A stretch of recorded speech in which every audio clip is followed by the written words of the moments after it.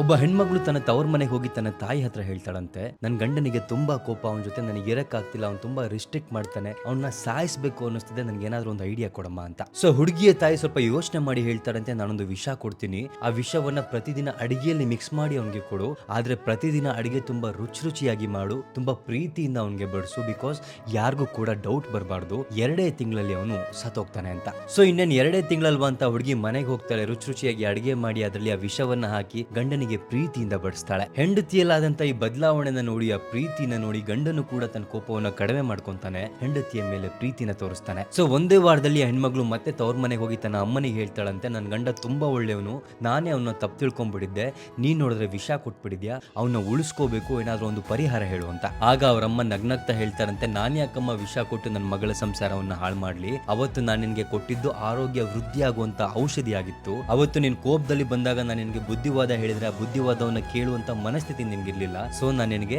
ಸ್ವಲ್ಪ ತಾಳ್ಮೆ, ಸ್ವಲ್ಪ ಪ್ರೀತಿ ಅನ್ನುವಂತ ಔಷಧಿನ ಕೊಟ್ಟೆ, ನೀನು ನಿನ್ ಗಂಡನ ಜೊತೆ ಪ್ರೀತಿಯಿಂದ ನಡ್ಕೊಂಡೆ, ಅವನು ಕೂಡ ಬದಲಾದ, ನಿನ್ನ ಸಂಸಾರ ಸರಿ ಹೋಯ್ತು ಅಂತ ಹೇಳ್ತಾರಂತೆ. ಸೊ ಯಾವುದೇ ಸಂಸಾರದಲ್ಲಿ ಒಡಕು ಬಂದಾಗ ಗಂಡಿನ ಕಡೆಯವರಾಗಿರ್ಲಿ ಹೆಣ್ಣಿನ ಕಡೆಯವರಾಗಿರ್ಲಿ ದೊಡ್ಡವರು ಕೊಡುವಂತ ಅಡ್ವೈಸ್ ಏನಿರುತ್ತೆ, ಅದು ಒಂದು ಸಂಸಾರವನ್ನ ಮುಳುಗಿಸ್ಲೂಬಹುದು, ಒಂದು ಸಂಸಾರವನ್ನ ಉಳಿಸ್ಲೂಬಹುದು ಅನ್ನೋದು ಈ ಒಂದು ಕಥೆಯಿಂದ ನಾವು ಅರ್ಥ ಮಾಡ್ಕೋಬಹುದು. ಈ ಕಥೆ ನಿಮ್ಗೆ ಅರ್ಥಪೂರ್ಣ ಅನ್ಸಿದ್ರೆ ಎಲ್ರಿಗೂ ಕೂಡ ಶೇರ್ ಮಾಡಿ.